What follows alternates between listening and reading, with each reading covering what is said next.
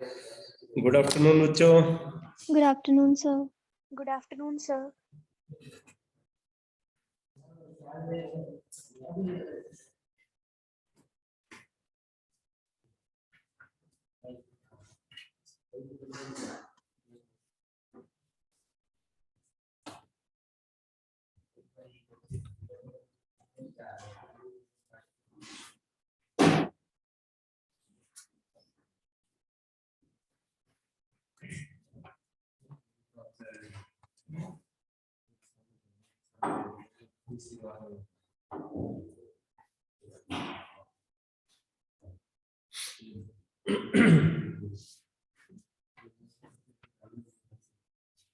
तो बेटा last class में हमने हाइड्रोजन के लेबोरेटरी मेथड ऑफ प्रिपरेशन और कुछ इंडस्ट्रियल मेथड ऑफ प्रिपरेशन को डिस्कस किया था, जिसमें ये जो सेकंड मेथड है जिसके थ्रू हम हाई प्योरिटी का हाइड्रोजन को प्रोड्यूस करते हैं, इस मेथड को बोलते हैं यूएनओस प्रोसेस। आप देखो यहाँ पे नोट्स में लिखा भी हुआ है, ठीक है, यूएनओस प्रोसेस। यूएनओस प्रोसेस में क्या यूज करते हैं भाई? Warm aqueous barium hydroxide solution की इलेक्ट्रोलिसिस कराते हैं, तो उससे 99.95% प्योरिटी का हाइड्रोजन मिलता है, ठीक है। 99.95% प्योरिटी का हाइड्रोजन यूएनओस प्रोसेस के थ्रू मिलता है। फिर उसके बाद अगला मेथड आपने देखा जिसमें हमने ब्राइन सॉल्यूशन की इलेक्ट्रोलिसिस कराया था। ब्राइन सॉल्यूशन की इलेक्ट्रोलिसिस जब हमने कराया तो कैथोड पे हाइड्रोजन गैस प्रोड्यूस हुई, एनोड पे क्लोरीन गैस प्रोड्यूस हुई और रेजिड्यू के फॉर्म में सोडियम हाइड्रोक्साइड में, ठीक है। कैथोड पे हाइड्रोजन गैस, एनोड पे क्लोरीन गैस, रेजिड्यू के फॉर्म में सोडियम हाइड्रोक्साइड। और इसका प्रोडक्ट क्या है? प्रोडक्ट एक हाइड्रोजन जो है एक प्रोडक्ट है। उसके अलावा अगर आप देखोगे तो यहाँ पे हाइड्रोक्सिल आयन है तो ऑक्सीजन गैस प्रोड्यूस होगी एनोड पे, ठीक है। एनोड पे ऑक्सीजन गैस प्रोड्यूस होगी और कैथोड पे हाइड्रोजन गैस प्रोड्यूस होगी। बेरियम रेजिड्यू के फॉर्म में रहेगा सोल्यूशन।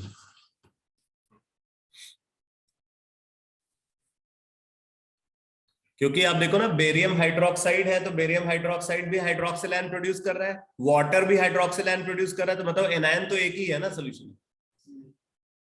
कैटायन है बेरियम आयन और हाइड्रोजन आयन, तो बेरियम आयन और हाइड्रोजन आयन में हाइड्रोजन आयन डिपॉजिट हो जाता है कैथोड पे, तो उससे हाइड्रोजन गैस बन जाती है। और एनोड पे हाइड्रोक्सिल आयन जो है वो डिस्चार्ज होता है, तो हाइड्रोक्सिल आयन के डिस्चार्ज होने से ऑक्सीजन गैस बनती है।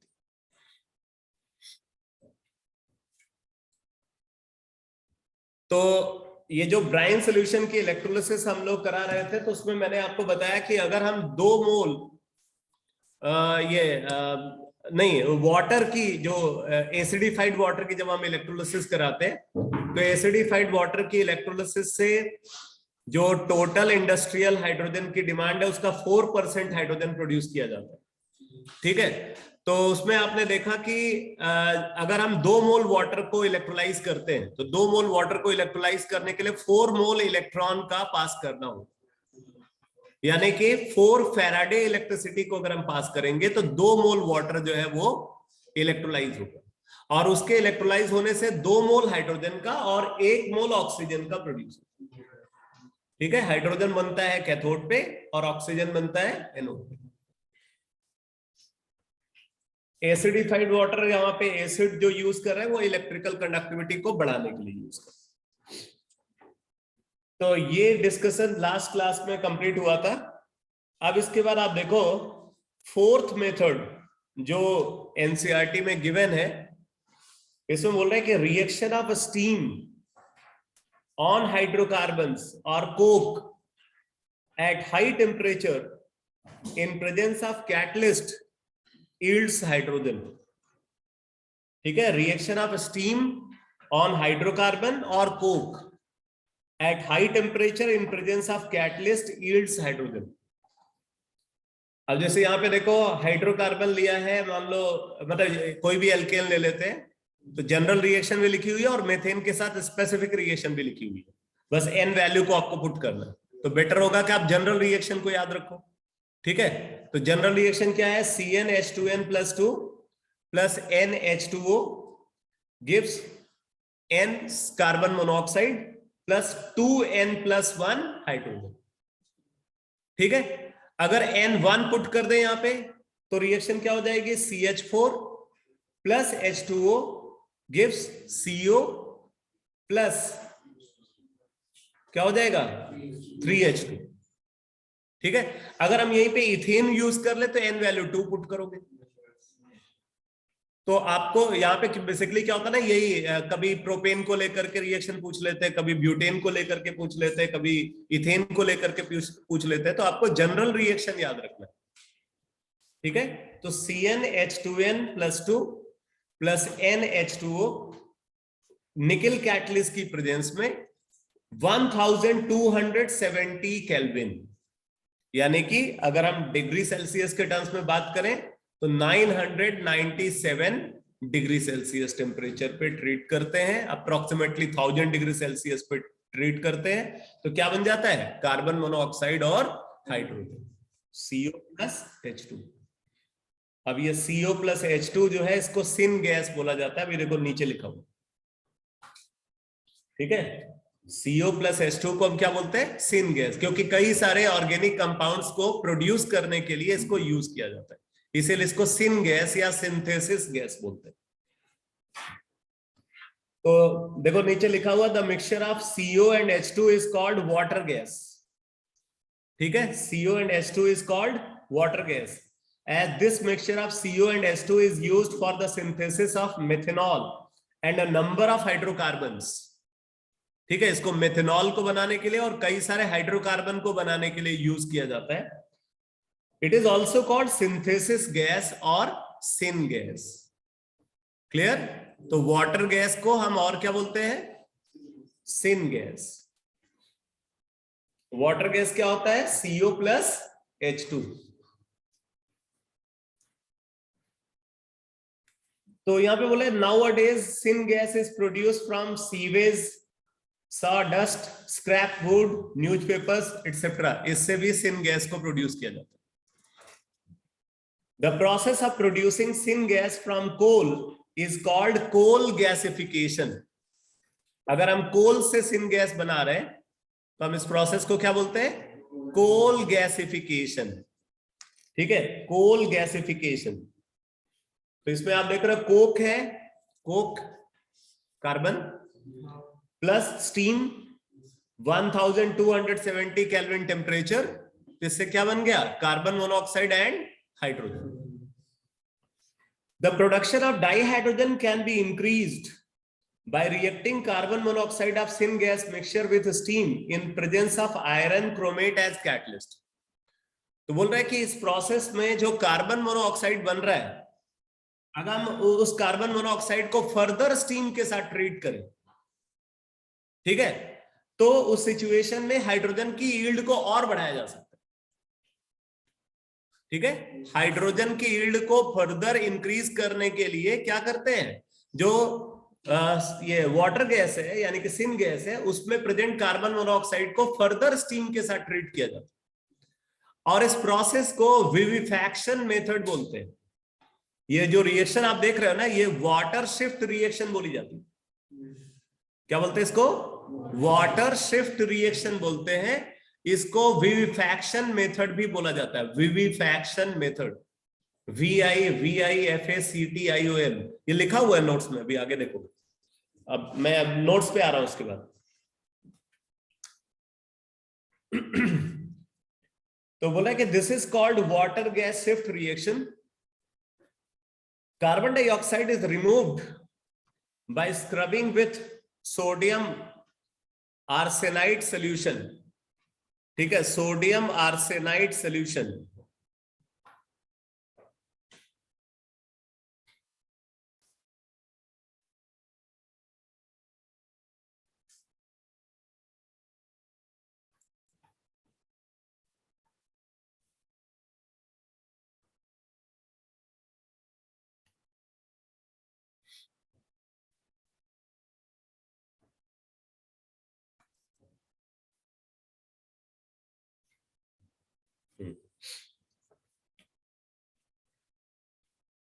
तो carbon dioxide is removed by scrubbing with sodium arsenide solution.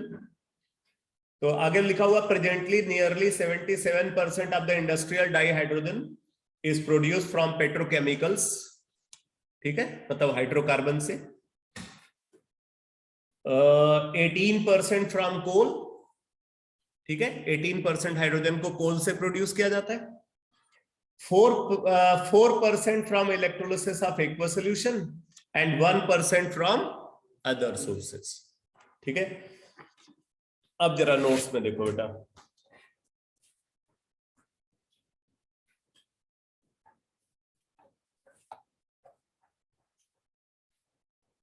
तो यहां पे लिखा हुआ है स्टीम प्लस हाइड्रोकार्बन और कोक, ठीक है, स्टीम प्लस हाइड्रोकार्बन और कोक, ये देखो से हाइड्रोजन प्रोड्यूस हो रहा है। स्टीम प्लस हाइड्रोकार्बन और कोक से हाइड्रोजन प्रोड्यूस हो रहा है। यहां पे हम कैटलिस्ट क्या यूज कर रहे हैं, निकल कैटलिस्ट यूज कर रहे हैं। टेम्परेचर कितना है, 1270 केल्विन, ठीक है, 1270 केल्विन टेम्परेचर। तो अगर हाइड्रोकार्बन है CnH2n+2 सैचुरेटेड हाइड्रोकार्बन, तो इसको NH2O से रिएक्ट कराया तो बन गया NCO + 2n+1 H2, ठीक। अब n वैल्यू को आप अलग अलग पुट करके अलग अलग एल्केन के लिए रिएक्शन को लिख सकते हो। यहां पे बोल रहा है कि mixture of carbon monoxide and hydrogen, ठीक है, mixture of carbon monoxide and hydrogen, ये कार्बन मोनोऑक्साइड और हाइड्रोजन का जो मिक्सचर है इन 1:1 अमाउंट, ठीक है, इन 1:1 amount is called water gas. अगर ये मतलब दोनों के का इक्विमोलर मिक्सचर है, कार्बन मोनोऑक्साइड और हाइड्रोजन का इक्विमोलर मिक्सचर है, तो उसको क्या बोलते हैं, वाटर गैस बोलते हैं, ठीक है। फिर बोल रहा है mixture of CO and H2 is used for synthesis, ठीक है, synthesis of various organic compounds, synthesis of various organic compounds, ये स्टेटमेंट यहां पे कंप्लीट नहीं है, synthesis of various organic compounds,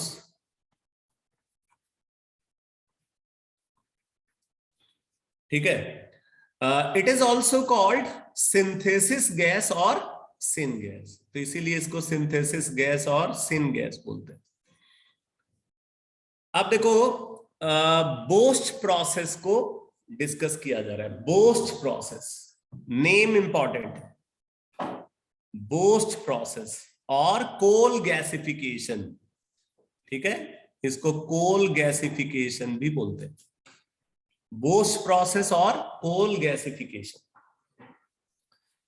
अब देखो इसमें बोल रहे हैं कि the process of producing syn gas from coal is called coal gasification, ठीक है। कोल से अगर हम सिन गैस को प्रोड्यूस कर रहे हैं तो इसको कोल गैसिफिकेशन बोलते हैं, इसको बोस्ट प्रोसेस भी बोलते हैं। नेम आपको याद रखना है, इंपॉर्टेंट है, ठीक है। आगे देखो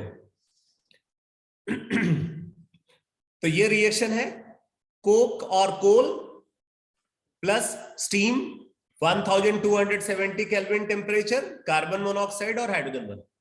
फिर बोल रहा है कि syngas is produced by sawdust, scrap wood, newspaper etcetera, NCERT की जो लाइन है। अब इसके बाद आप देखो वाटर गैस शिफ्ट रिएक्शन को कंसीडर कर रहे हैं, ठीक है, वाटर गैस शिफ्ट रिएक्शन।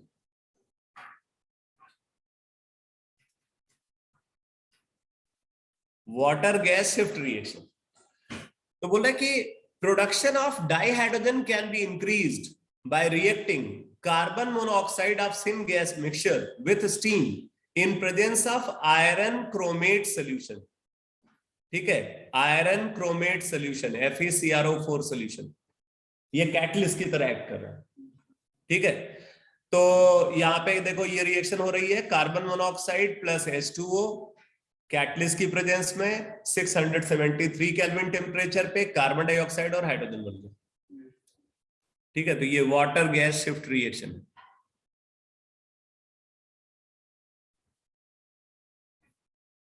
और फिर यहाँ पे वही लिखा हुआ है कि CO2 जो प्रोड्यूस हुआ है, CO2 यहाँ पे जो प्रोड्यूस हुआ है, इसको हम स्क्रब करते हैं किसके साथ? सोडियम आर्सेनाइड सोल्यूशन के साथ।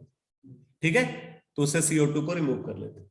CO2 को आप रिमूव करोगे तो नेचुरल सी बात है, इक्विलिब्रियम फॉरवर्ड शिफ्ट होगा, तो उससे हाइड्रोजन की यील्ड और बढ़ेगी। समझ आ रहा है कि नहीं? CO2 को रिमूव करना क्यों जरूरी है? अगर हम CO2 को रिमूव करेंगे तो ली चार्टेलियस प्रिंसिपल के अकॉर्डिंग इक्विलिब्रियम फॉरवर्ड शिफ्ट होगा, उससे हाइड्रोजन की यील्ड बढ़ेगी।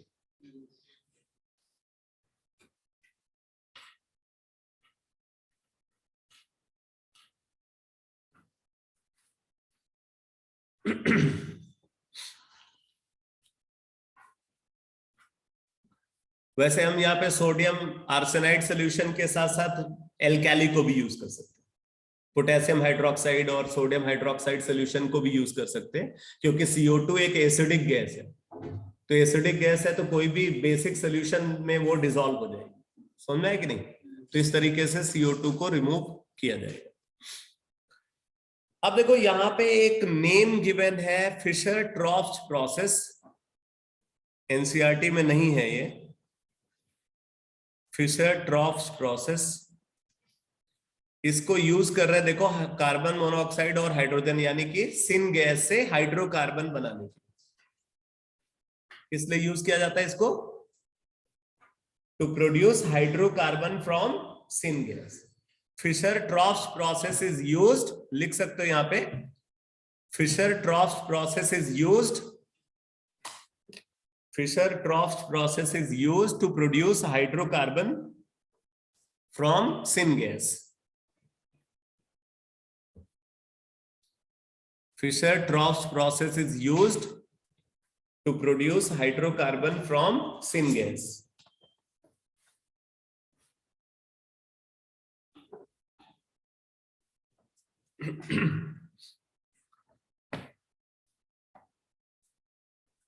ठीक है,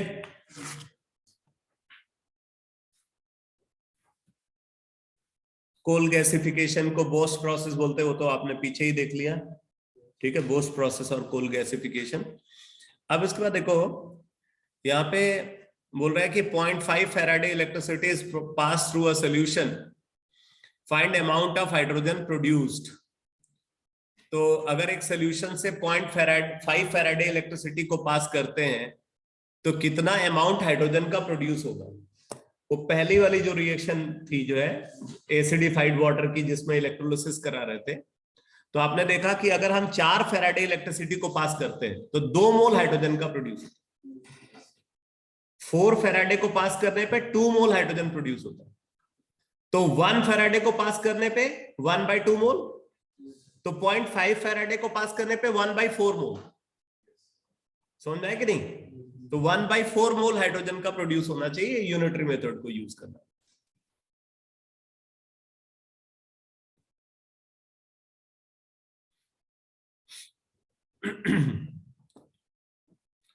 बाकी यही सब यहाँ पे बता रहा है कि इलेक्ट्रॉन हैज n फैक्टर 1। अगर हम इलेक्ट्रॉन की बात करें तो उस पर 1 यूनिट नेगेटिव चार्ज है, तो उसका वैलेंसी फैक्टर क्या होगा? 1 होगा। ठीक है, तो due to 1 unit negative charge, तो इसका मतलब हम बोल सकते हैं कि 1 मोल इलेक्ट्रॉन किसके बराबर होगा? 1 ग्राम इक्विवेलेंट इलेक्ट्रॉन के बराबर होगा। 1 mole electron is equal to 1 gram equivalent electron, क्योंकि n फैक्टर इलेक्ट्रॉन का 1। और अगर हम ग्राम इक्विवेलेंट को कंसीडर करें तो ग्राम इक्विवेलेंट क्या होता है? Weight upon equivalent weight. ठीक है, number of gram equivalent is equal to weight upon equivalent weight. और इक्विवेलेंट वेट क्या होता है? Atomic mass upon valency. ठीक है, तो अगर हम हाइड्रोजन की बात करें तो बोल रहा है कि क्या लिखा?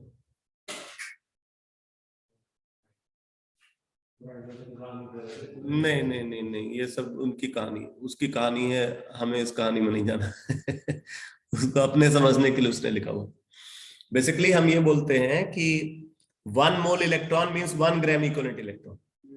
ठीक है, 1 mole electron means 1 gram equivalent electron. हमने बोला कि अगर हम 4 मोल इलेक्ट्रॉन को पास करते हैं तो 2 मोल हाइड्रोजन प्रोड्यूस होता है।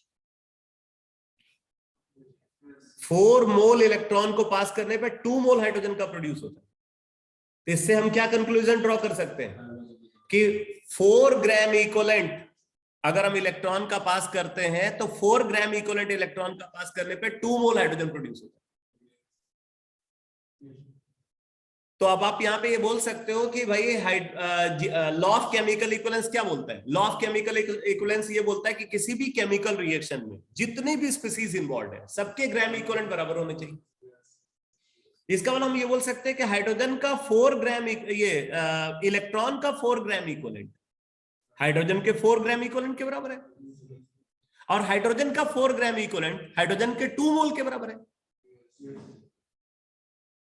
कुछ समझ में आ रहा है? हाइड्रोजन का 4 ग्राम इक्विवेलेंट हाइड्रोजन के 2 मोल के बराबर है ना। तो इसका मतलब हाइड्रोजन का 1 मोल हाइड्रोजन के 2 ग्राम इक्विवेलेंट के बराबर। समझ में आया या नहीं? ये जो रिएक्शन हमने लिखा था 2H2O gives 2H2 plus O2 electrolysis के थ्रू, ठीक है। तो आप यहां पे ये बोल रहे हो कि 2 मोल वाटर की अगर हम इलेक्ट्रोलिसिस करा रहे हैं तो उससे 2 मोल हाइड्रोजन का और 1 मोल ऑक्सीजन का प्रोड्यूस होता है, ठीक है। और आपने देखा कि इसमें जो है हाइड्रोजन के ऑक्सीडेशन स्टेट में 4 यूनिट का चेंज हो, तो 4 यूनिट का चेंज हो रहा है। मतलब यहाँ पे अगर हम 2 मोल वाटर का इन्वॉल्व कर रहे हैं तो 4 मोल इलेक्ट्रॉन का ट्रांसफर हो रहा है। 4 मोल इलेक्ट्रॉन का ट्रांसफर हो रहा है मतलब 4 ग्राम इक्विवेलेंट इलेक्ट्रॉन का ट्रांसफर हो रहा है। तो by passing 4 gram equivalent of electron 2 mole of hydrogen and 1 mole of oxygen is produced. ये समझ में आ रहा है? By passing 4 gram equivalent of electron 2 mole of hydrogen and 1 mole of oxygen is produced, ठीक है। 4 gram equivalent of electron 4 gram equivalent of hydrogen के बराबर होना चाहिए और 4 ग्राम इक्विवेलेंट ऑक्सीजन के बराबर होना चाहिए। इसका मतलब कि 4 ग्राम इक्विवेलेंट हाइड्रोजन 2 मोल हाइड्रोजन के बराबर है और 4 gram equivalent oxygen 1 mole oxygen के बराबर है, ठीक है। तो वही बात यहां पे लिखी हुई है कि ये यहां पे 1 mole oxygen is equal to क्या? 4 ग्राम इक्विवेलेंट ऑक्सीजन और 1 mole hydrogen is equal to 2 gram equivalent of hydrogen. ये हम यहां पे लिख सकते हैं रिएक्शन के analysis. 1 mole hydrogen is equal to 2 gram equivalent of hydrogen, 1 mole oxygen is equal to 4 gram equivalent of oxygen, क्योंकि हाइड्रोजन और ऑक्सीजन दोनों के ग्राम इक्विवेलेंट्स बराबर हैं।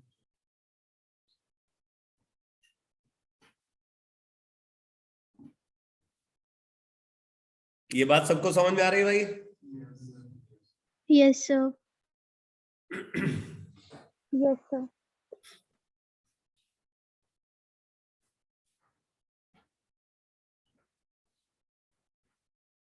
बाकी ज्यादा मत पढ़ो नहीं तो कंफ्यूज हो जाओगे, क्योंकि उसने बीच बीच में अपनी भी कहानी चलाई हुई ना।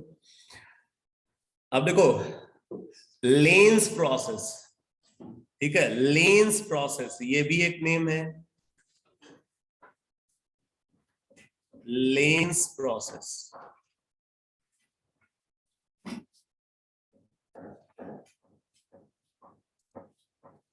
बोले in this process following 2 steps are involved. Lane's process के थ्रू भी हाइड्रोजन प्रोड्यूस किया जाता है और इसमें 2 स्टेप्स इन्वॉल्व। कौन कौन से 2 स्टेप्स हैं? नंबर 1 ऑक्सीडेशन स्टेप, ठीक है। ऑक्सीडेशन स्टेप तो इसमें क्या कर रहे हैं बोली, in this process iron filings मतलब स्क्रैप आयरन पाउडर, ठीक है। In this process iron filings that is scrap iron और powdered iron is treated with super heated steam. इसको ट्रीट करें किसके साथ, सुपर हीटेड स्टीम के साथ, 1025 to 1075 केल्विन टेम्परेचर, ठीक है। From where hydrogen gas is produced, तो इससे देखो हाइड्रोजन गैस प्रोड्यूस हो रही है। ये रिएक्शन 3 आयरन पाउडर्ड फॉर्म में प्लस 4 वाटर वेपर, अब ये मतलब बेसिकली सुपर हीटेड स्टीम है। टेम्परेचर यूज करें 1025 to 1075 केल्विन। क्या बना यहाँ पे, Fe3O4 बना, Fe3O4 plus 4 hydrogen gas, clear. अब इसके बाद बोल रहा है कि ये जो Fe3O4 है इसको वापस रिड्यूस कर देते हैं किसमें, आयरन, फिर उस आयरन को फिर से यूज करते हैं, समझ आ रहा है। तो अब इसका दूसरा स्टेप है रिडक्शन स्टेप, ठीक है, रिडक्शन स्टेप। अब इसमें क्या कर रहे हैं, बोला in this step Fe3O4 produced during oxidation. In this step, Fe3O4 produced during oxidation is treated with water gas to produce scrap iron. इसको किससे ट्रीट किया, Fe3O4 को वाटर गैस के साथ, CO प्लस H2 के साथ, तो उससे स्क्रैप आयरन वापस मिल गया। अब इस स्क्रैप आयरन को फिर से ट्रीट करेंगे, ठीक है। इसको बोल रहा है विविफैक्शन मेथड। ये जो रिडक्शन स्टेप है, रिडक्शन स्टेप को क्या बोला जा रहा है, विविफैक्शन मेथड, ठीक है। तो लेंस प्रोसेस में 2 स्टेप इन्वॉल्व, एक तो है ऑक्सीडेशन स्टेप और दूसरा रिडक्शन स्टेप। रिडक्शन स्टेप को क्या बोला जाता है, विविफैक्शन मेथड। रिडक्शन स्टेप में हम क्या करते हैं, आयरन पाउडर जो Fe3O4 में कन्वर्ट हो चुका है, उस Fe3O4 को वापस आयरन पाउडर में कन्वर्ट करने के लिए उसको वाटर गैस के साथ ट्रीट करते हैं, इसी को विविफैक्शन मेथड बोला जाता है।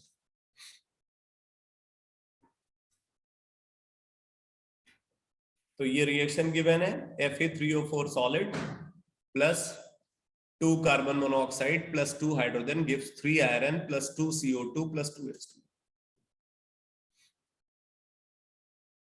अगर आप नेट रिएक्शन यहां पे देखो तो नेट रिएक्शन क्या है, 2 carbon monoxide plus 2 H2O gives 2 CO2 plus 2 hydrogen, ठीक है। 2 carbon monoxide plus 2 H2O gives 2 CO2 plus 2 hydrogen. तो ये हो गया लेंस प्रोसेस। नेम पे आप स्पेशली फोकस करना, एक तो यूएनओज प्रोसेस की बात की गई। यूएनओज प्रोसेस क्या है, वो मेथड जिसके थ्रू हम प्योरेस्ट हाइड्रोजन को प्रोड्यूस करते हैं। 99.95% प्योरिटी का हाइड्रोजन को प्रोड्यूस करने के लिए यूएनओज प्रोसेस को यूज किया जाता है, जिसमें हम warm aqueous barium hydroxide solution की इलेक्ट्रोलिसिस कराते हैं। अच्छा, इलेक्ट्रोलिसिस के लिए क्या यूज कर रहे हैं, कौन सा इलेक्ट्रोड, निकल इलेक्ट्रोड यूज कर, ठीक है। इलेक्ट्रोलिसिस के लिए निकल इलेक्ट्रोड को यूज कर रहे हैं। और फिर उसके बाद आपने देखा बोस्ट प्रोसेस। बोस्ट प्रोसेस क्या है, कोल गैसिफिकेशन मेथड को बोस्ट प्रोसेस बोलते हैं, ठीक है। इसके थ्रू कितना हाइड्रोजन प्रोड्यूस किया जाता है, इंडस्ट्रियल जो हाइड्रोजन की डिमांड है उसका कितना % डिमांड को ये फुलफिल करता है, 18%, ठीक है। और सबसे ज्यादा अमाउंट हाइड्रोजन का कौन से मेथड के थ्रू प्रोड्यूस होता है, हाइड्रोकार्बन के थ्रू जो है सबसे ज्यादा हाइड्रोजन को प्रोड्यूस किया जाता है, ठीक है। हाइड्रोकार्बन के थ्रू लगभग 77% अमाउंट हाइड्रोजन का प्रोड्यूस किया जाता है।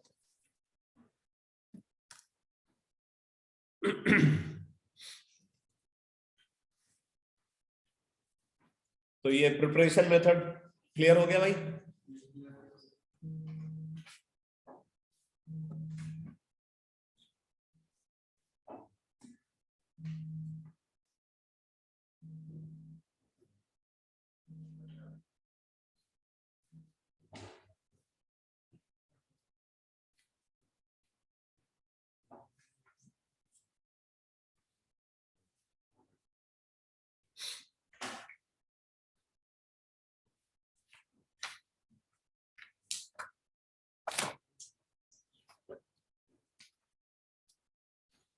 अब देखो इसके बाद गिवन है प्रॉपर्टीज ऑफ डाइहाइड्रोजन, ठीक है, प्रॉपर्टीज ऑफ डाइहाइड्रोजन। एक मिनट बेटा, मुझे कॉल रिसीव कर,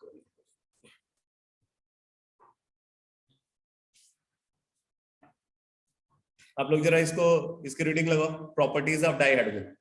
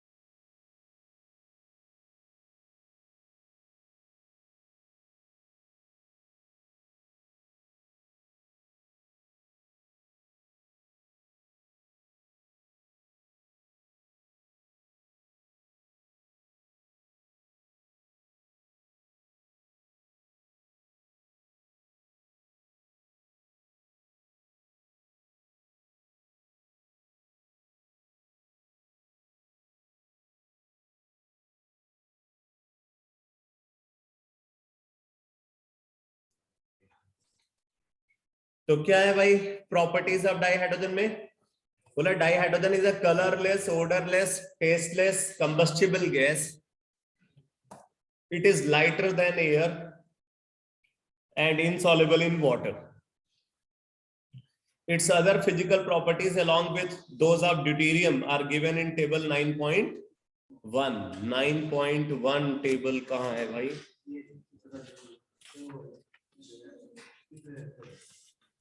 पीछे है,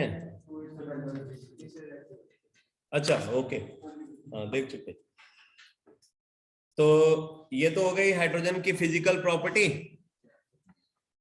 अब इसमें जो की पॉइंट्स है वो लिखे हुए, colourless, odorless, tasteless, combustible gas, lighter than air, ठीक है, insoluble in water. Chemical properties, chemical properties में देखो, बोला the chemical behaviour of dihydrogen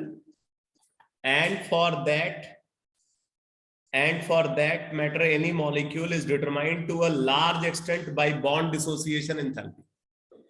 ठीक है, मैंने बताया था ना कि ये केमिकली इनर्ट होता है नॉर्मल कंडीशन में, तो उसके पीछे high bond dissociation enthalpy responsible है। तो to a large extent by bond dissociation enthalpy, the hydrogen bond dissociation enthalpy is the highest for a single bond between two atoms of any element. फिर बोले what inferences would you draw from this fact? तो obviously अगर high bond dissociation enthalpy है तो इससे उसकी reactivity कम हो जाएगी। It is because of this factor that the dissociation of dihydrogen into its atoms is only 0.081%, nearly 0.081% around 2000 Kelvin. अब सोचो 2000 केल्विन टेम्परेचर पे इसका डिसोसिएशन कितना है? 0.081%, 2000 केल्विन, ठीक है। बोला कि which increases to 95.5% at 5000 kelvin. 5000 kelvin temperature पे ये इंक्रीज करके कितना हो जाता है? 95.5%, ठीक है। और हम बात कर रहे हैं नॉर्मल कंडीशन की। नॉर्मल कंडीशन मतलब रूम टेम्परेचर, तो रूम टेम्परेचर पे तो ये इनर्ट है, मतलब जो है ये कंबाइंड फॉर्म में एग्जिस्ट करेगा, एटॉमिक फॉर्म में तो एग्जिस्ट करेगा नहीं। बोले also it is relatively inert at room temperature due to the high hydrogen bond enthalpy. Thus the atomic hydrogen is produced at a high temperature in an electric arc or under ultraviolet radiation. ठीक है, अगर हमें atomic hydrogen produce करना है तो कैसे produce करेंगे? High temperature पे मॉलिक्यूलर हाइड्रोजन को इलेक्ट्रिक आर्क से पास करेंगे या मॉलिक्यूलर हाइड्रोजन को अल्ट्रावायलेट रेडिएशन के साथ एक्सपोज करेंगे, तब होमोलिसिस होती है, सिमेट्रिकल ब्रेकिंग होती है और उससे एटॉमिक हाइड्रोजन का फॉर्मेशन होता है। बोले since its orbital is incomplete with 1s1 electronic configuration, it does combine with almost all the elements. It accomplishes reaction. अब ये कैसे कैसे केमिकल रिएक्शन में पार्टिसिपेट करता है? बोले it accomplishes reactions by number 1, loss of the only electron to give H positive, gain of an electron to form H negative, and sharing electrons to form a single covalent bond. तो 3 तरीके से chemical reaction में participate करता है. By loss of electron H positive बना करके, by gain of electron H negative बना करके, and by sharing of electron जिससे ये सिंगल कोवेलेंट बॉन्ड बनाता है. The chemistry of dihydrogen can be illustrated by the following reactions. ठीक है, अब इसमें देखो हैलोजन के साथ रिएक्शन है जिसमें हाइड्रोजन हैलाइड बनेगा. अब इस रिएक्शन में आप देखो बोल रहा है कि it reacts with halogen X2 to give hydrogen halides HX, while the reaction with fluorine occurs even in the dark. बोला है कि फ्लोरीन के साथ ये इतना ज्यादा रिएक्टिव है कि डार्क में भी रिएक्शन हो जाता है. ठीक है, जबकि आयोडीन के साथ रिएक्शन कराने के लिए कैटलिस्ट यूज करना पड़ता है.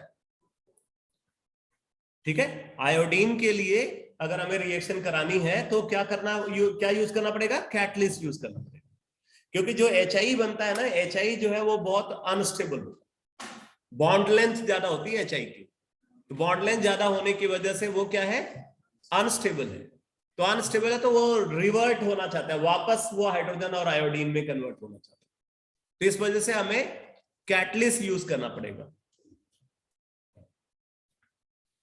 तो फ्लोरीन इतना ज्यादा रिएक्टिव है हाइड्रोजन के टूवर्ड्स की रिएक्शन डार्क में भी हो जाती है, और आयोडीन यहाँ पे केमिकली इनर्ट है. इसका मतलब अगर हम हैलोजेंस की ऑर्डर ऑफ रिएक्टिविटी को कंसीडर करें इस रिएक्शन के टूवर्ड्स, तो क्या होगा? Fluorine, then chlorine, then bromine, then iodine. ठीक है, इनकी ऑर्डर ऑफ रिएक्टिविटी क्या होनी चाहिए? सबसे ज्यादा रिएक्टिव होगा फ्लोरीन, फिर क्लोरीन, फिर ब्रोमीन, और सबसे कम रिएक्टिव होगा आयोडीन. ये इनकी ऑर्डर ऑफ रिएक्टिविटी.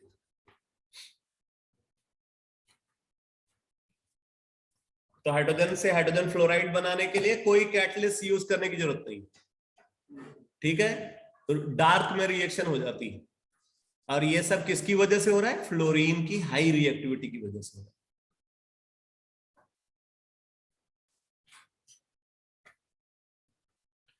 फिर देखो reaction with die oxygen.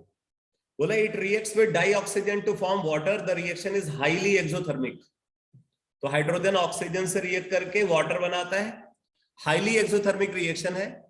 Highly exothermic होने के बावजूद भी अगर आप हाइड्रोजन और ऑक्सीजन को रूम टेम्परेचर पे रख दो बहुत ज्यादा टाइम तक, तो भी निग्लिजिबल अमाउंट वाटर का वहां पे मिलता है. वैसे ये रिएक्शन स्पॉन्टेनियस है. समझ में आ रहा है कि नहीं? स्पॉन्टेनियस होने के बावजूद भी रिएक्शन एक्सट्रीमली स्लो है एट रूम टेम्परेचर. प्रॉब्लम क्या है? High hydrogen hydrogen bond dissociation enthalpy. ठीक, और क्या प्रॉब्लम है? High oxygen oxygen double bond dissociation enthalpy. दोनों ही जो रिएक्टेंट है वो रूम टेम्परेचर पे अपना बॉन्ड ब्रेक नहीं कर पाते. इस वजह से क्या होगा? ऑलमोस्ट ये मिक्सचर केमिकली इनर्ट होगा एट रूम टेम्परेचर.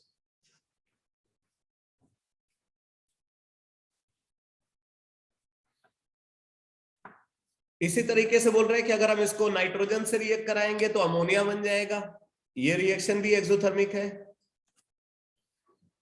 यही रिएक्शन हैबर प्रोसेस में यूज होती है.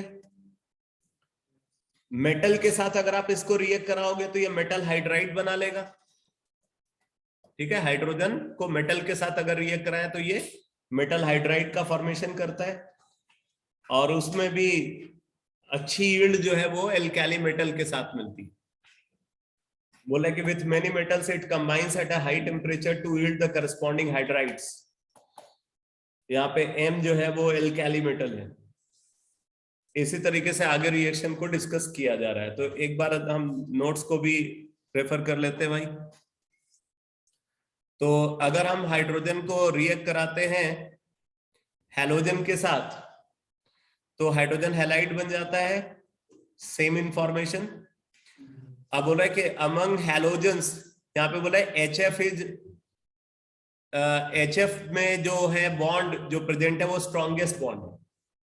ठीक है, इसका मतलब कि जब हाइड्रोजन से हैलोजन रिएक्ट करके हाइड्रोजन हैलाइड बनेगा तो सबसे ज्यादा एक्सोथर्मिक रिएक्शन कब होगी? फ्लोरीन के केस में। फ्लोरीन के केस में रिएक्शन मोस्ट एक्सोथर्मिक होगी, आयोडीन के केस में रिएक्शन लीस्ट एक्सोथर्मिक होगी।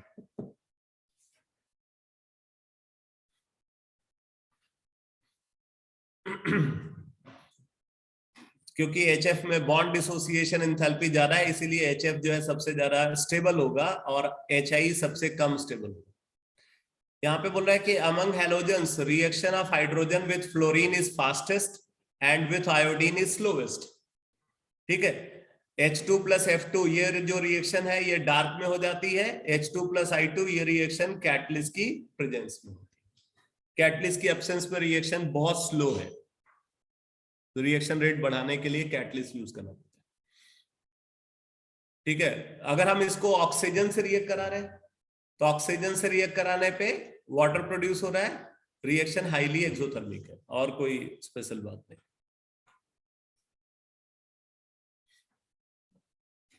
नाइट्रोजन के साथ रिएक्ट कराए तो नाइट्रोजन के साथ अमोनिया बन जाता है। ये जो रिएक्शन है इसको हम हैबर प्रोसेस बोलते हैं।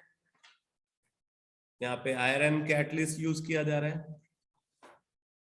ठीक है, आयरन कैटलिस्ट को यूज कर रहे हैं।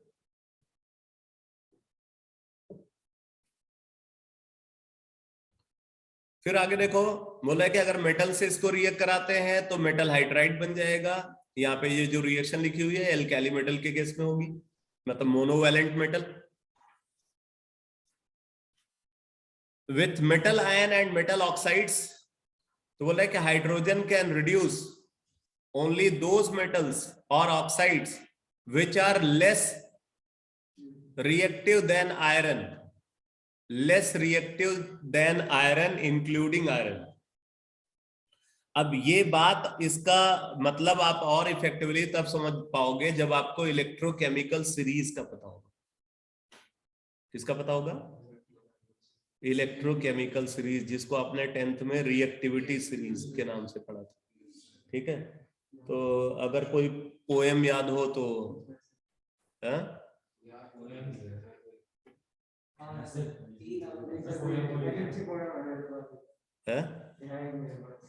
है? कौन सी पोएम है?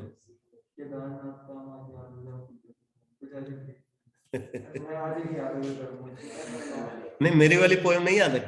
आपकी वाली तो सब बड़ी मुश्किल से दी, लंबी सी। अच्छा, तो याद नहीं आई।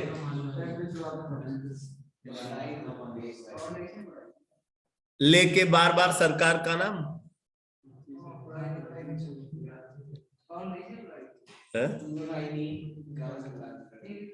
तुम लोगों को शायद पता नहीं, बताया कि नहीं बताया? 10th वाली क्लास में बताया था। हाँ, तो 10th वाली क्लास में बताया था, तब भूल जाओ सब। अब तो 11th में आ गए हो।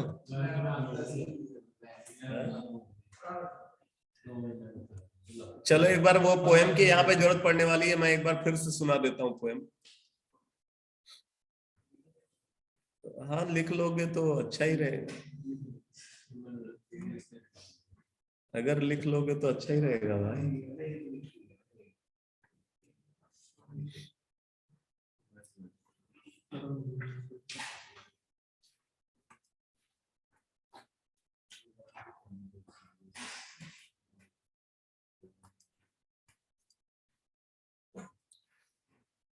तो पोएम लिख लेना भाई।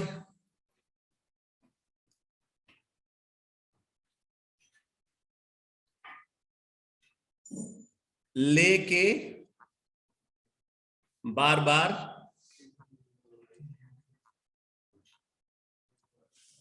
सरकार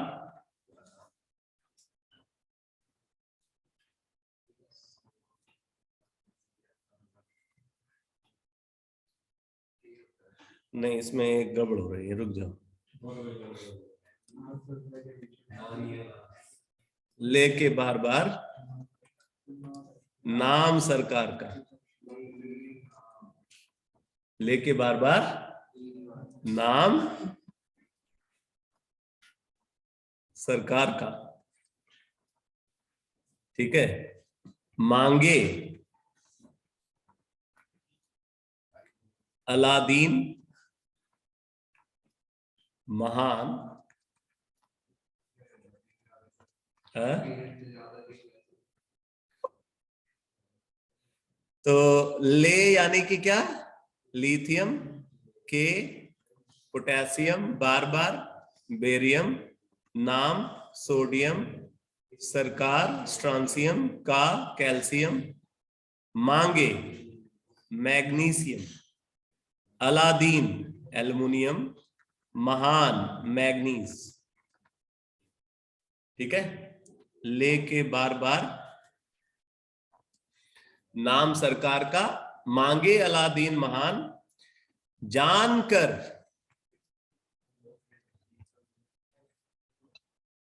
फेंके कलम दवात, है? अरे कुछ मुश्किल नहीं है। हाँ, कलम दवात, कोई नीचे सुनो प्रभात, हाँ तो लोग अंग्रेज हो गए ना, प्रभात है तो zinc, chromium, iron, cadmium, cobalt, निकल, टिन, लेड, हाइड्रोजन। कोई पॉट, इंक पॉट, कलम वो दवात होता है, इंक पॉट। कोई COI, नीचे सुनो प्रभात है, प्रभात है कौन, ठीक है। प्रभात है कौन, आइए, आइए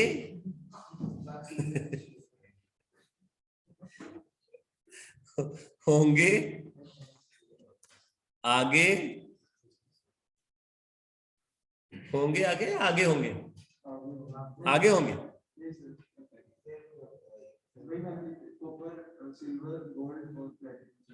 आइए आगे होंगे, आगे होंगे।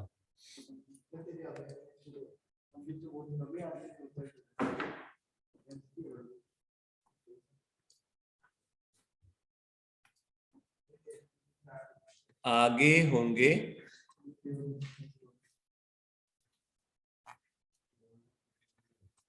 ब्राह्मण, पंडित, उस क्लास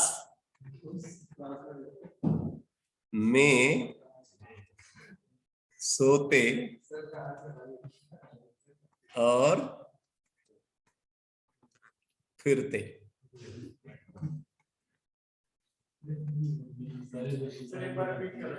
हाँ, सब रिपीट करूंगा। कौन कौन कौन है भाई, कॉपर, आइए, आई ये, आइए, ठीक है। आगे होंगे ब्राह्मण, पंडित, प्लेटिनम, उस ऑक्सीजन, क्लास क्लोरीन में सोते, क्लास में कोई सोता ही नहीं, ठीक है, तो कोई होता नहीं, तो में सोते और गोल्ड और फ्लोरीन। तो ये है पूरी पोएम। अरे तो गधा है। लेके बार बार सरकार का नाम, नहीं, लेके बार बार नाम सरकार का, मांगे अलादीन महान, जानकर फेंके कलम दवात, कोई नीचे सुनो प्रभात है कौन, आइए आगे होंगे ब्राह्मण पंडित। उस क्लास में सोते हो फिरते बस।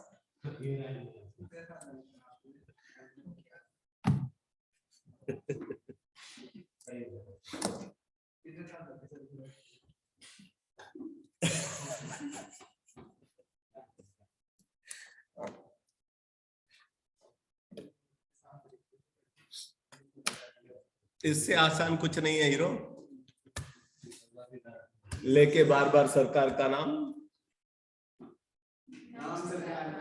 लेके बार बार नाम सरकार का, मांगे ये बेसिकली बाद में चेंज किया ना, इसलिए मैं भी भूल जाता हूँ। लेके बार बार नाम सरकार का, मांगे अलादीन महान, जानकर फेंके कलम दवात, कोई नीचे सुनो प्रभात है कौन, आइए आगे होंगे ब्राह्मण पंडित। उस क्लास में सोते और 5 बार रटो।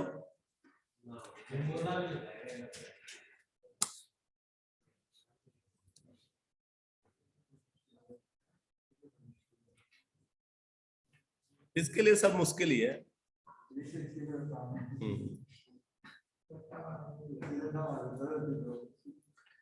तो और क्या मान, यहाँ पे रट्टा ही मारना और कौन सा कॉन्सेप्ट लगाना इसमें?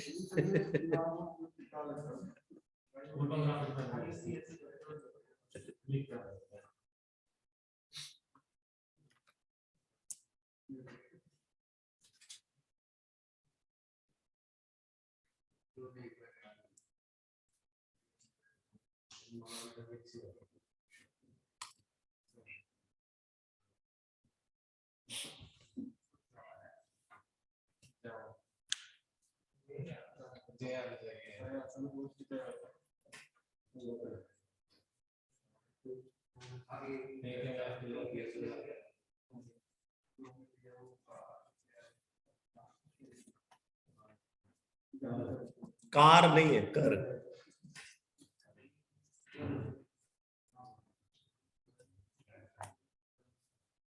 दावत नहीं, दवात। दावत बासमती राइस। भूख लग जाए पता चला अभी।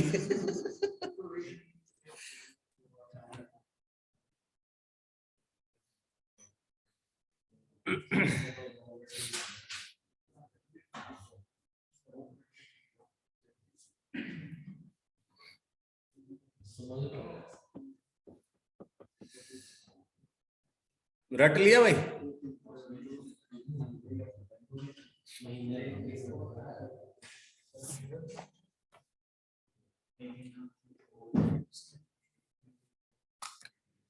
लेके बार बार नाम सरकार का, मांगे अलादीन महान, जानकर फेंके कलम दवात, कोई नीचे सुनो प्रभात है कौन, आइए आगे होंगे ब्राह्मण पंडित। उस क्लास में सोते और फिरते। ऐसे 5 बार बोलो।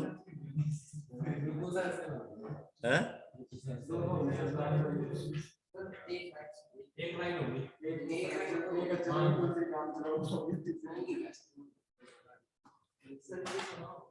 तो तैयार है मुझे लगता है, सुना सकता है। हाँ तो बस हटाऊंगा और क्या, क्या इसको सामने रख करके पूछूंगा?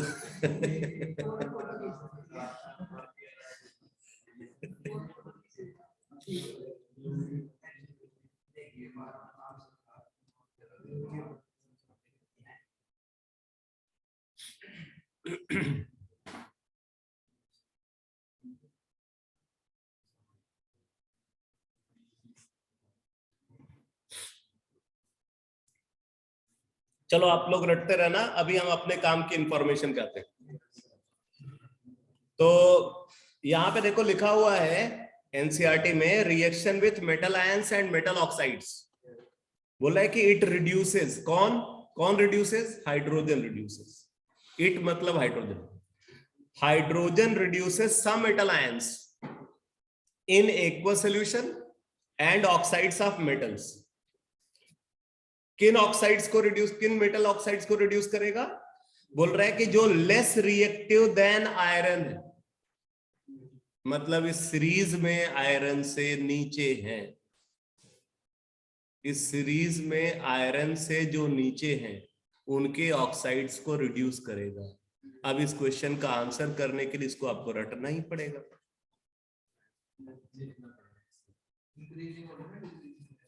अरे ऊपर से नीचे जाओगे रिएक्टिविटी कम हो रही है, ऊपर वाला सबसे ज्यादा रिएक्टिव है, नीचे आते आते वो सब मेटल के टर्म्स में बात करें तो रिएक्टिविटी कम हो रही है, नॉन मेटल के टर्म्स में बढ़ रही है। तो आयरन कहाँ है भाई? आयरन देखो यहां है,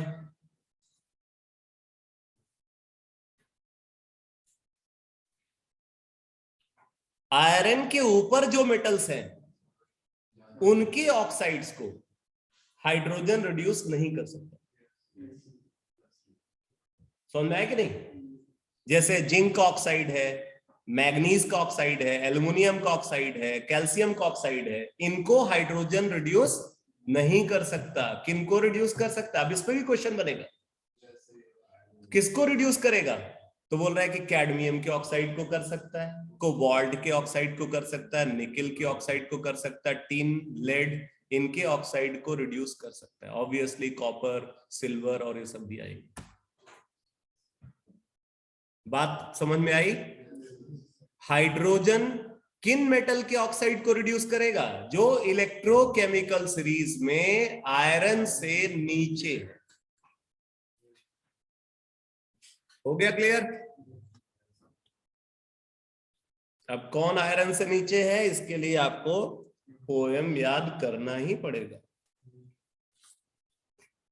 एलिमेंट याद करना हो तो 4 जन्म लग जाएंगे इसको याद करने में। हाँ कर ले, तू कर ले, अभी पूछता हूँ तेरे से। तो बड़ा खिलाड़ी है।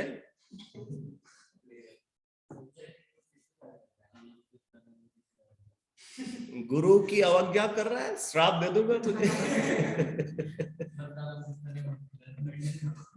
हाँ तो स्पेलिंग ठीक कर।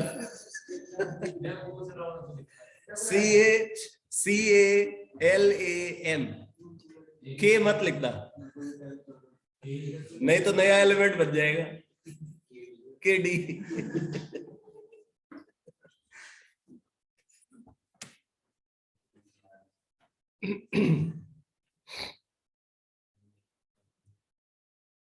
हो गया भाई?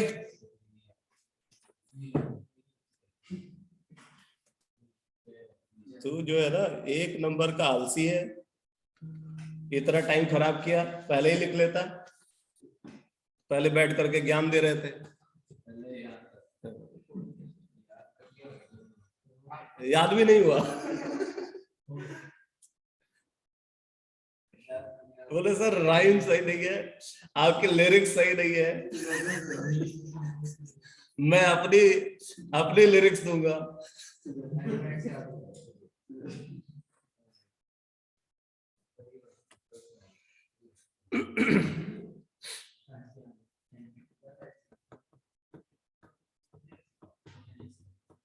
अरे आगे बढ़े, चलो देखो।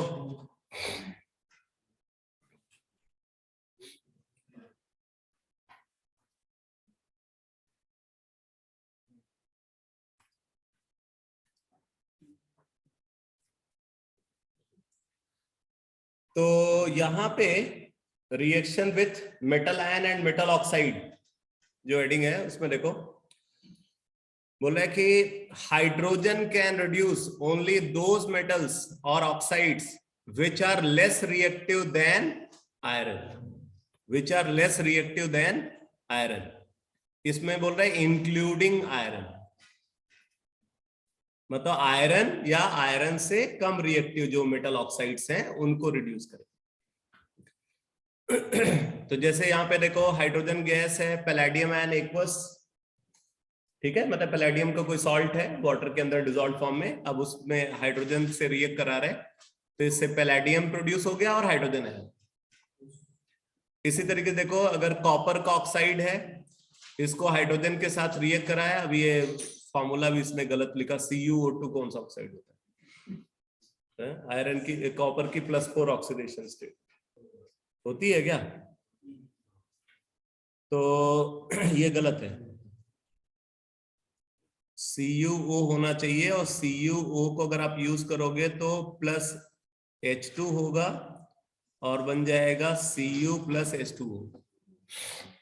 ठीक है, CuO plus H2 gives Cu plus H2O। In fact आप ये भी यूज कर सकते हो, Cu2O प्लस H2 गिव्स क्या हो जाएगा, 2 कॉपर प्लस H2O।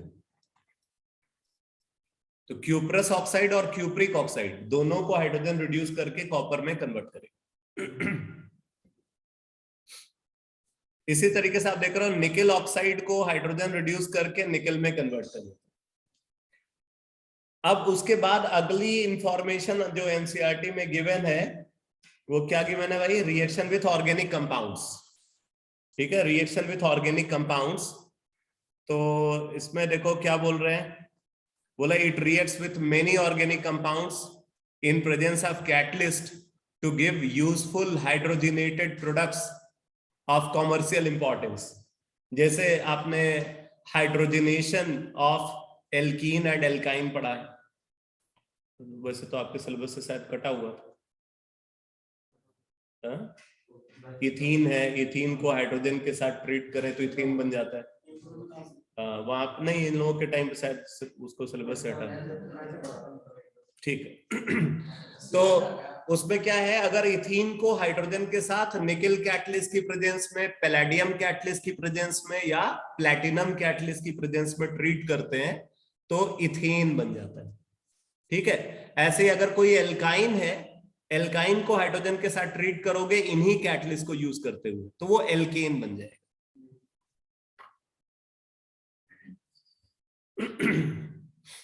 अब इसमें देखो बोल रहे हैं hydrogenation of vegetable oils using nickel catalyst gives edible fats. ठीक है, क्या बोल रहे हैं इसको, मार्जरीन। ठीक है, मार्जरीन, वनस्पति घी। ठीक है, तो एक रिएक्शन ये गिवन है। अब मैं यहां पे रिएक्शन भी लिख देता हूं, जैसे इथीन है प्लस हाइड्रोजन, निकेल कैटलिस्ट को यूज कर सकते हो, या यहाँ पे आप पैलेडियम कैटलिस्ट को यूज कर सकते हो, या यहाँ पे प्लैटिनम कैटलिस्ट को यूज कर सकते हो। ठीक है, बन जाएगा इससे इथीन, सैचुरेटेड फैट। फिर देखो बोला है hydro formulation of olefins yields aldehyde which further undergo reduction to give alcohols। ठीक है, अब जरा ये हाइड्रो फॉर्मुलेशन रिएक्शन क्या है, ये यहां पे लिखा हुआ है तो हम क्यों लिखें।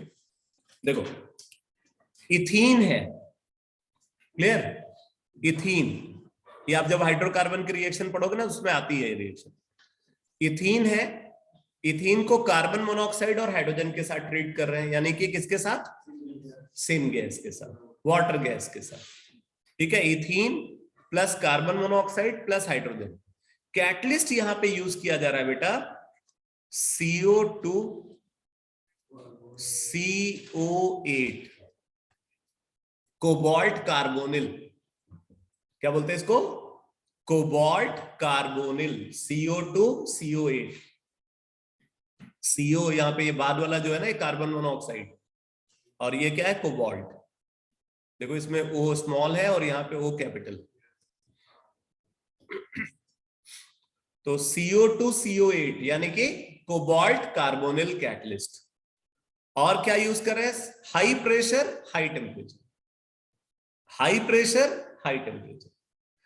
तो जब इथीन को वाटर गैस के साथ कोबाल्ट कार्बोनिल कैटलिस्ट की प्रेजेंस में high pressure high temperature condition में ट्रीट करते हैं तो क्या बन जाता है, यहां पे प्रोपेनल बन जाता है, प्रोपेनल या प्रोपेनल डिहाइड। क्लियर, तो प्रोपेनल बन गया। अब ये जो प्रोपेनल बना है, इस प्रोपेनल को अगर हम हाइड्रोजन और निकल के साथ ट्रीट कर दें तो ये रिड्यूस हो जाएगा, और रिड्यूस होकर के क्या बन जाता है? प्रोपेनॉल बन जाता है। रिड्यूस होकर के क्या बन गया? प्रोपेनॉल बन गया। आया समझ में? क्या बोलते हैं इस रिएक्शन को? हाइड्रोफॉर्मिलेशन, और इसको कार्बोनिलेशन भी बोलते हैं, इसको ऑक्सो प्रोसेस भी बोलते हैं। ये नेम आप लिख लेना। रिएक्शन इज कॉल्ड हाइड्रोफॉर्मिलेशन और कार्बोनिलेशन और ऑक्सो प्रोसेस।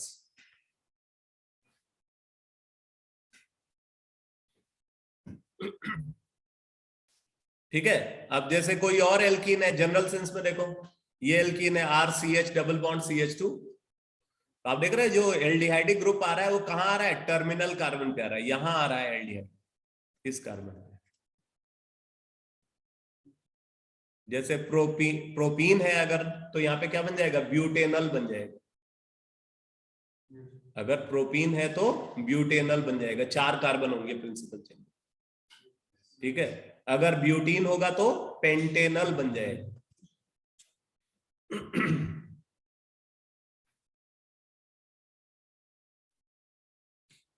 तो ये समझ में आ गया भाई? अच्छा, अब मैं आपको बता दूं, ये जो रिएक्शन है ये एल्कीन में नहीं गिवन है। ये वाली जो रिएक्शन है इसका डिस्कशन एल्कीन में एनसीईआरटी में नहीं है, इनऑर्गेनिक में है ये ऑर्गेनिक की रिएक्शन। गिवन कहाँ है? इनऑर्गेनिक में गिवन। बोलोगे कि ये हाइड्रो फॉर्मुलेशन सिलेबस में है तो लोग बोलेंगे भाई एनसीईआरटी में तो ही नहीं, मतलब ये आपके सिलेबस में नहीं है, लेकिन उसको कहीं और बैकडोर से एंट्री करा दी। समझ में आया? तो ये इंपॉर्टेंट रिएक्शन हो गई है, ये एल्कीन की रिएक्शन।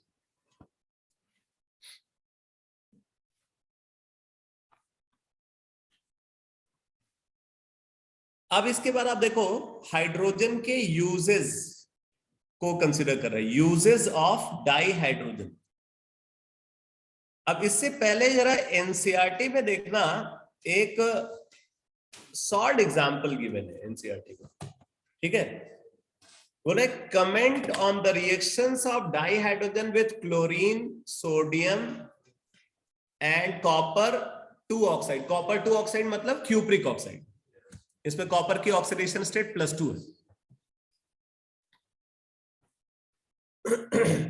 अरे तुम दोनों जगे हुए भाई, मतलब ऐसा अलाइनमेंट बनाया हुआ है एकदम फुली इक्लिप्स्ड।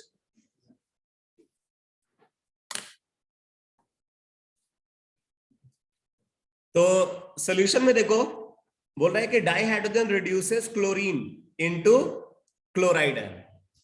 तो यहां पे क्या होगा? रिएक्शन में हाइड्रोजन इलेक्ट्रॉन लूज करेगा, H पॉजिटिव बनेगा, क्लोरीन इलेक्ट्रॉन गेन करेगा, Cl नेगेटिव बनेगा, H पॉजिटिव Cl नेगेटिव मिलकर के HCl। तो इसमें हाइड्रोजन का ऑक्सीडेशन और क्लोरीन का रिडक्शन हुआ। इसका मतलब हाइड्रोजन यहाँ पे क्या है? Reducing agent. इस रिएक्शन में हाइड्रोजन क्या है? रिड्यूसिंग एजेंट, और chlorine oxidising agent. So dihydrogen reduces chlorine into chloride ion and itself gets oxidized to H positive ion by chlorine to form hydrogen chloride. As electron pair is shared between hydrogen and chlorine, leading to the formation of a covalent molecule. HCl is a covalent molecule. फिर देखो बोला dihydrogen is reduced by sodium to form NaH. जब sodium से react कराते हैं तो उसमें क्या होता है? उसमें हाइड्रोजन ऑक्सीडाइजिंग एजेंट होता है, सोडियम रिड्यूसिंग एजेंट होता है। जब हाइड्रोजन क्लोरीन से रिएक्ट करता है तो hydrogen reducing agent, chlorine oxidising agent. जब हाइड्रोजन सोडियम से रिएक्ट करता है तो हाइड्रोजन ऑक्सीडाइजिंग एजेंट और सोडियम रिड्यूसिंग एजेंट, क्योंकि सोडियम उससे भी ज्यादा इलेक्ट्रोपॉजिटिव। फिर बोल रहा है कि dihydrogen reduces copper 2 oxide to copper in zero oxidation state and itself gets oxidized to water, which is a covalent molecule. Uses of dihydrogen. तो बोले कि the largest single use of dihydrogen is in the synthesis of ammonia. सबसे ज्यादा hydrogen का use ammonia बनाने के लिए होता है, ठीक है। अमोनिया जिसको हम फर्दर फर्टिलाइजर बनाने के लिए यूज करते हैं, डिफरेंट टाइप के नाइट्रोजनस फर्टिलाइजर बनाने के लिए यूज करते हैं। So the largest single use of dihydrogen is in the synthesis of ammonia, which is used in the manufacture of nitric acid and nitrogenous fertilizer. वो जो अमोनिया बन रहा है, अमोनिया को नाइट्रिक एसिड बनाने के लिए यूज करते हैं और नाइट्रोजनस फर्टिलाइजर बनाने के लिए यूज करते हैं, जिसमें यूरिया सबसे कॉमन। अमोनिया से नाइट्रिक एसिड बनाने के लिए जो रिएक्शन यूज की जाती है उसको ओस्टवाल्ड प्रोसेस बोलते हैं।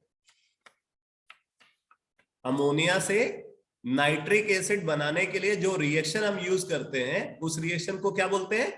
Ostwald process.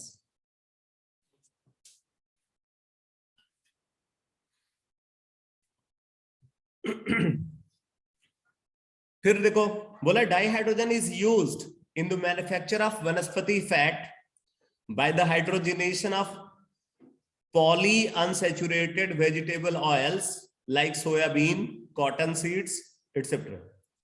ये जो अनसैचुरेटेड वेजिटेबल ऑयल्स हैं इनको हाइड्रोजनेट करके क्या बनाया जाता है? वनस्पति घी। तीसरा यूज देखो बोला it is used in the manufacture of bulk organic chemicals particularly methanol. तो अब देखो यहाँ पे सिंथेसिस गैस के फॉर्म में इसको कंसिडर कर रहे हैं, ठीक है। कोबाल्ट कैटलिस्ट यूज किया तो मेथनॉल बन गया। अगला यूज बता रहे हैं it is widely use for the manufacture of metal hydrides. Metal hydride बनाने के लिए हम इसको यूज करते हैं। It is used for the preparation of hydrogen chloride, a highly useful chemical, ठीक है। तो इसको HCl बनाने के लिए यूज करते हैं जो एक important laboratory agent.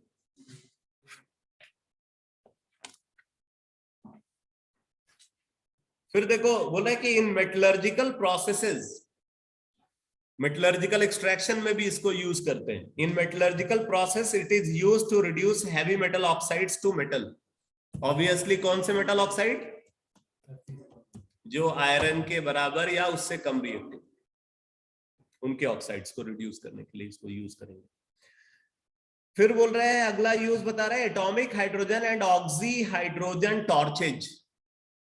Atomic hydrogen and oxyhydrogen torches find use for cutting and welding purposes, ठीक है। इनको कटिंग और वेल्डिंग पर्पज के लिए यूज करते हैं। Atomic hydrogen atoms produced by dissociation of dihydrogen with the help of an electric arc are allowed to recombine on the surface to be welded to generate the temperature of 4000 Kelvin। ये जो torch हम use कर रहे हैं, इस torch से metal surface पे कितना टेम्परेचर प्रोड्यूस किया जा सकता है? 4000 केल्विन टेम्परेचर को प्रोड्यूस किया जा सकता है। तो ऑब्वियसली उस टॉर्च की हेल्प से क्या है, हम मेटल को आसानी से कट कर सकते हैं, उसको वेल्ड भी कर सकते हैं, ठीक है। फिर इसका एक यूज बता रहा है it is use as a rocket fuel in space research. तो रॉकेट फ्यूल के फॉर्म में इसको यूज किया जाता है। और ये बड़ा इंपॉर्टेंट यूज है, dihydrogen is used in fuel cell for generating electrical energy. मैंने फ्यूल सेल के बारे में आपको थर्मोडायनेमिक्स में बताया था कि फ्यूल सेल जो है इसकी थर्मोडायनेमिक एफिशिएंसी हाईएस्ट होती है, ठीक है, और ये पोल्यूशन फ्री होता है। So dihydrogen is used in fuel cell for generating electrical energy. It has many advantages over the conventional fossil fuels and electric power. It does not produce any pollution and releases greater energy per unit mass of fuel in comparison to gasoline and other fuels. तो ये greater energy per unit mass यानी कि calorific value की बात हो रही है, जो कि हाइड्रोजन की हाईएस्ट होती है।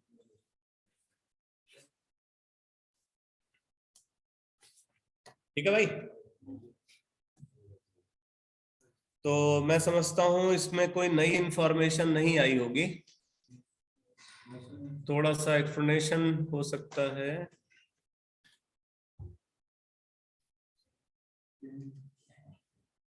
नहीं।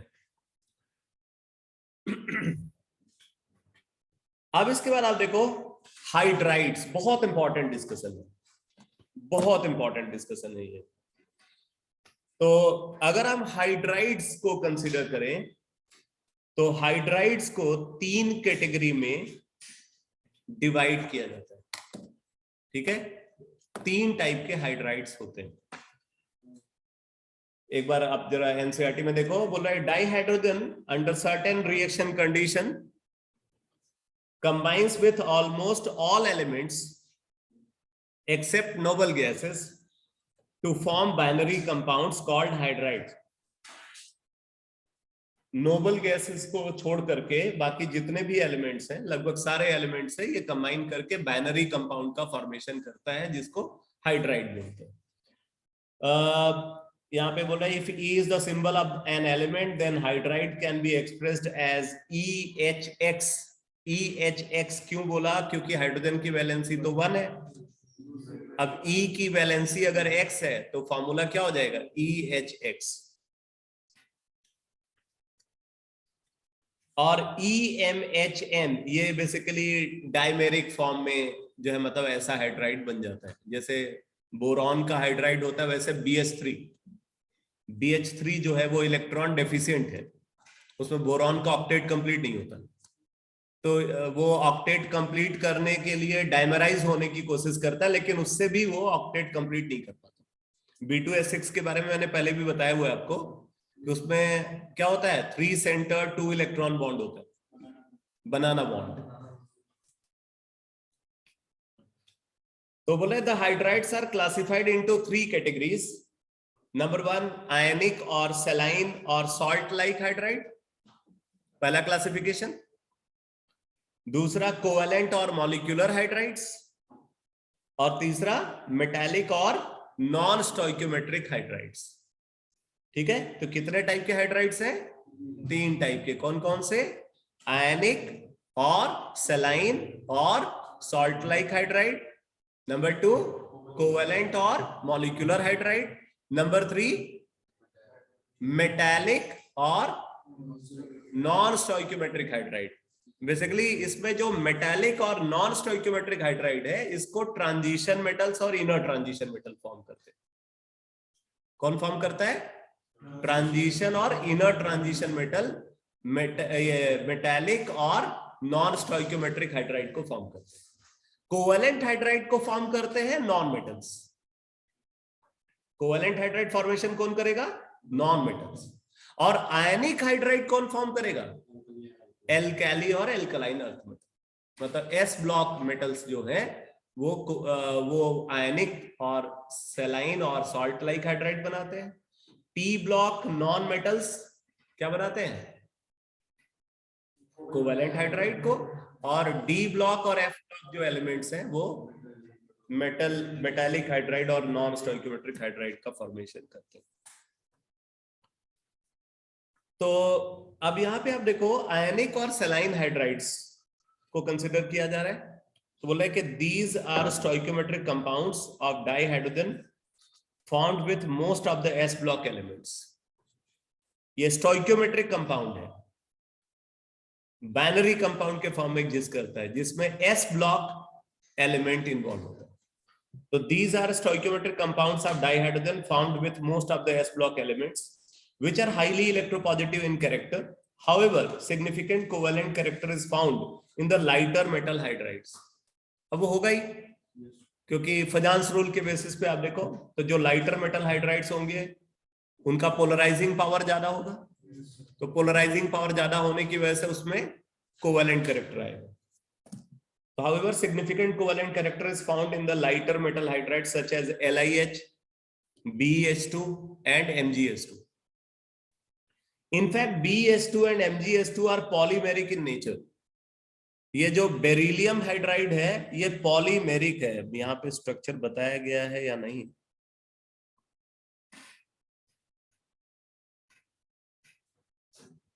नहीं बताया गया। तो जो बेरिलियम हाइड्राइड है ना, बेरिलियम हाइड्राइड का स्ट्रक्चर जो है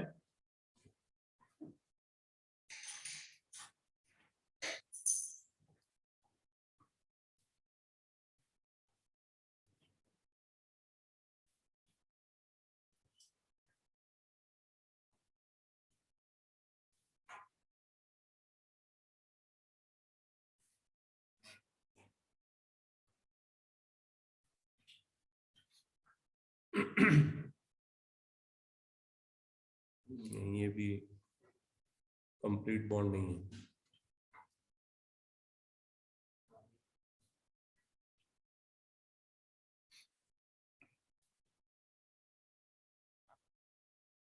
ठीक है,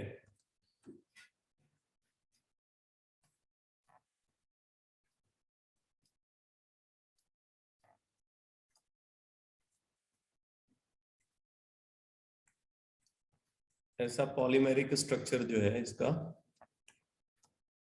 एग्जिस्ट करता है।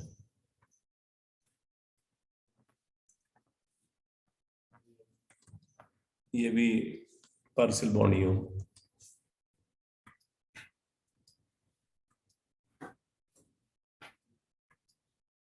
इसका फॉर्मूला इसका फॉर्मूला नहीं, फॉर्मूला नहीं, पॉलीमर है।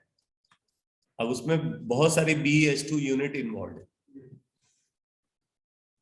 अब उसको BH2N बोल सकते हो।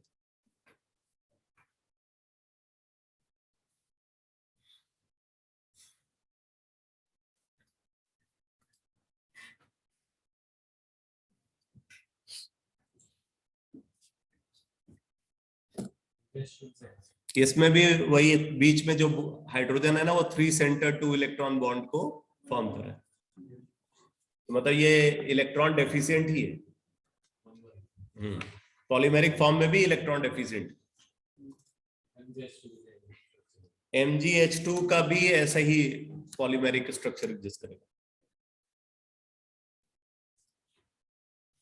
तो बोले कि in fact BH2 and MgH2 are polymeric in structure. The ionic hydrides are crystalline। ठीक है, अभी कैरेक्टरिस्टिक बता रहे हैं। The ionic hydrides are crystalline, non-volatile and non-conducting in solid state। मतलब ये सॉलिड स्टेट में इलेक्ट्रिसिटी का कंडक्शन नहीं कराते। ठीक है, नॉन वोलेटाइल है, वेपराइज नहीं होते। ठीक है, वोलेटाइल वेपराइज होना, तो वेपराइज नहीं होते। और क्या है, क्रिस्टलाइन। ये क्रिस्टलाइन सॉलिड्स होते हैं, नॉन वोलेटाइल होते हैं, नॉन कंडक्टिंग होते हैं in solid state. However, their melts conduct electricity। Molten form में ये इलेक्ट्रिसिटी का कंडक्शन कराते हैं क्योंकि ये आयनिक है। And on electrolysis liberate dihydrogen gas at anode. अगर आप इनकी इलेक्ट्रोलिसिस कराओगे तो क्या होगा, यहाँ पे H नेगेटिव है, यहाँ पे H पॉजिटिव नहीं है, क्या है, H नेगेटिव है। तो H नेगेटिव है तो एनायन कहां जाता है, एनोड पे जाता है। तो वो एनोड पे जाके ऑक्सीडाइज हो जाएगा। तो हाइड्रोजन गैस नॉर्मली वैसे इलेक्ट्रोलिसिस कराते हो तो कैथोड पे बनती है, लेकिन इनकी जब इलेक्ट्रोलिसिस कराओगे तो हाइड्रोजन गैस एनोड पे बनेगी। So however, their melts conduct electricity and on electrolysis liberate dihydrogen gas at anode, which confirm the existence of hydride ion। इससे कंफर्म होता है कि इनके अंदर H नेगेटिव प्रेजेंट है। Saline hydrides reacts violently with water, producing dihydrogen gas। Basically ये जो H negative होता है ना, ये एक्सट्रीमली पावरफुल बेस होता है। H नेगेटिव क्या है, एक्सट्रीमली पावरफुल बेस है।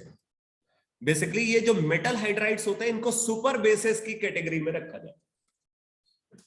ठीक है, अगर मेटल हाइड्राइड को सोडियम हाइड्रोक्साइड से रिएक्ट कराओगे ना, sodium hydroxide as a acid react करेगा। ठीक है, आप सोडियम हाइड्रोक्साइड को सोडियम हाइड्राइड से रिएक्ट करा दो तो Na2O बन जाता है और हाइड्रोजन गैस बन जाती है।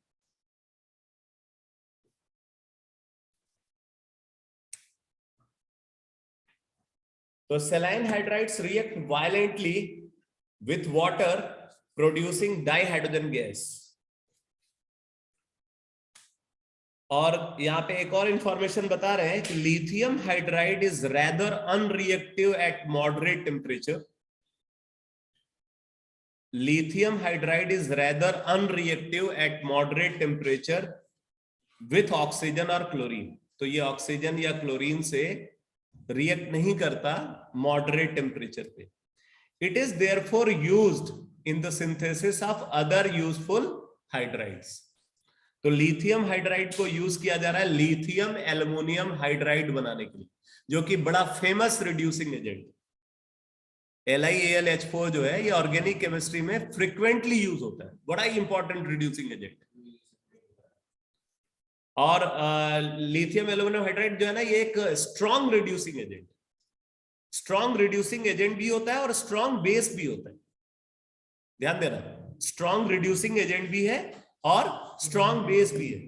इसलिए जब हम लिथियम एल्युमिनियम हाइड्राइड को यूज करेंगे ना, वहां मॉइस्चर नहीं होना चाहिए, क्योंकि जैसे ही मॉइस्चर के कांटेक्ट में ना एक्सप्लोड कर जाता है.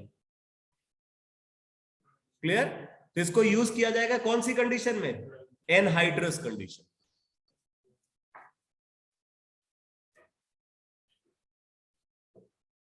तो अब ये रिएक्शन कैसे लिथियम एल्युमिनियम हाइड्राइड को बनाते हैं, बड़ी इंपॉर्टेंट रिएक्शन है, कई बार कॉम्पिटिटिव एग्जाम में पूछी गई.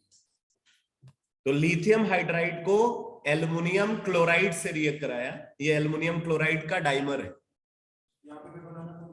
नहीं, यहां बनाना बॉन्ड नहीं होगा, यहां कोऑर्डिनेट बॉन्ड होगा. आप देखो यहाँ पे AlCl3 का स्ट्रक्चर देखो.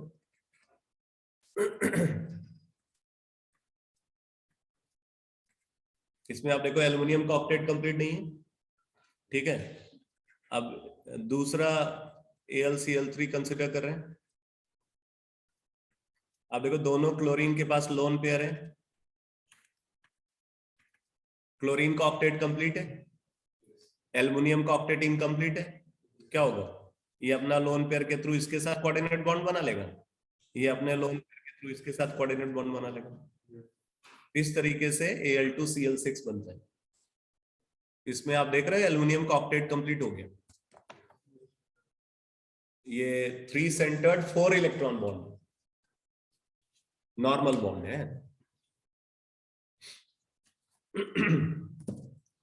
तो लिथियम हाइड्राइड को एल्युमिनियम क्लोराइड से जब रिएक्ट कराते हैं तो क्या बन जाता है? Lithium aluminium hydride, LiAlH4. इसी तरीके से लिथियम हाइड्राइड को डाइबोरेन के साथ रिएक्ट कराते हैं. B2S6 को डाइबोरेन बोलते हैं. B2S6 इज कॉल्ड डाइबोरेन, लिख लेना. डाइबोरेन के साथ रिएक्ट कराते हैं तो क्या बन जाएगा? Lithium borohydride. लिथियम बोरोहाइड्राइड ये भी अच्छा रिड्यूसिंग एजेंट होता है, लेकिन ये उतना कॉमन नहीं है जितना कॉमन सोडियम बोरोहाइड्राइड है. सोडियम बोरोहाइड्राइड कैसे बनेगा? सोडियम हाइड्राइड को डाइबोरेन से रिएक्ट करा दो. ठीक है,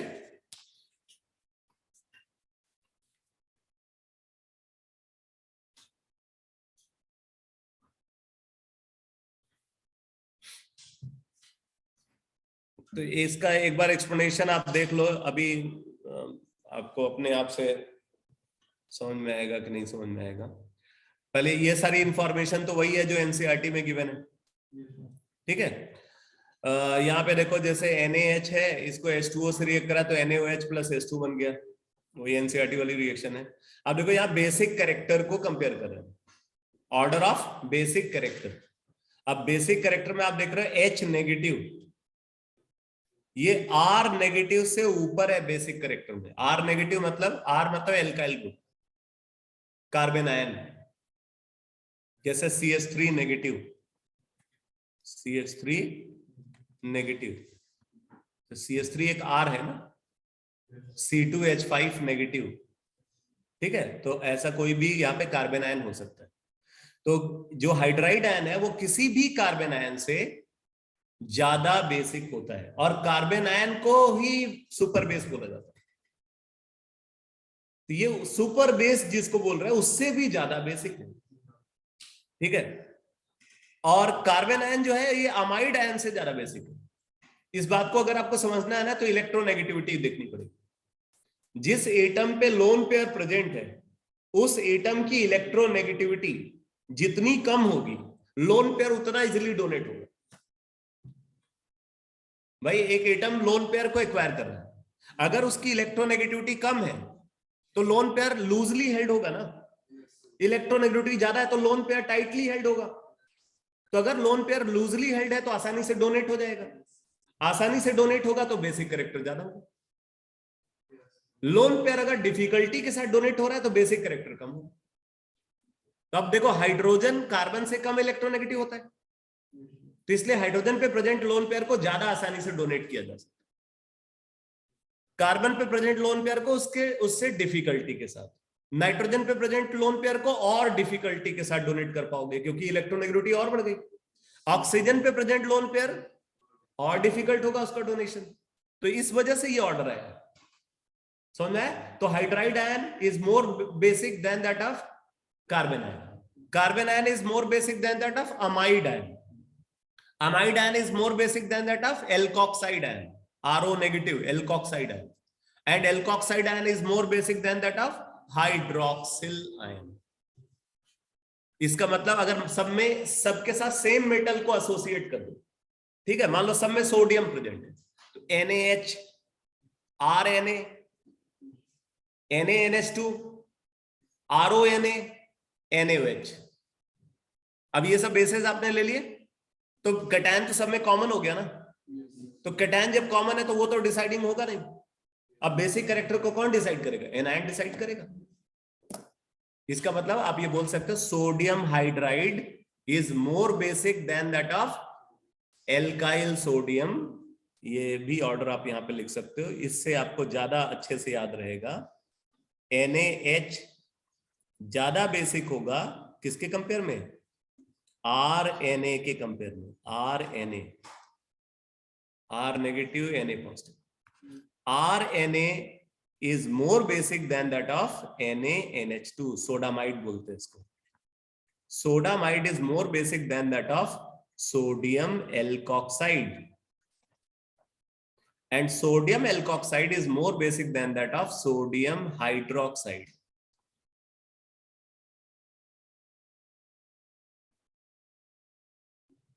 आया समझ में?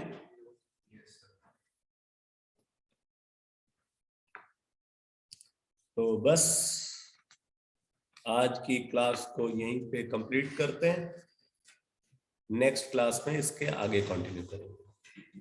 पहले ये एक्सप्लेनेशन को मैं डिस्कस करूंगा और फिर आगे जो एनसीईआरटी के कॉन्सेप्ट्स।